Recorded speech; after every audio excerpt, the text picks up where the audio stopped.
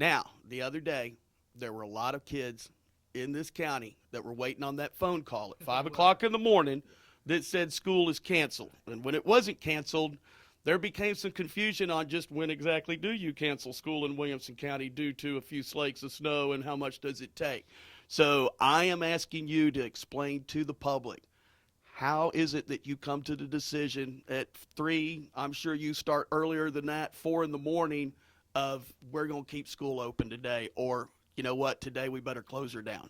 Well, I actually think it speaks to our hashtag relentless motto.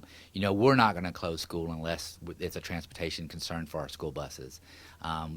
2 weeks ago, we had an issue where the weather was really cold and people were concerned about us not closing because the weather's cold. And honestly, we're just not going to close if it's cold. We'll close our schools if our buses can't safely run their bus routes to pick up students in the mornings or in the evenings. And so we start very early in the morning with spotters.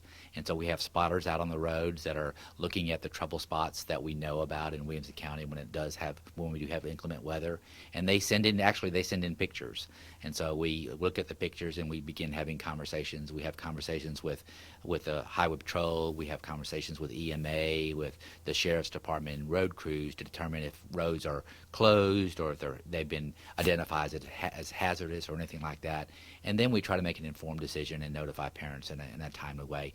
Last week we had a dusting of snow, and there were a couple of spots here and there, but our bus drivers all had reported that they felt like they could traverse their routes safely.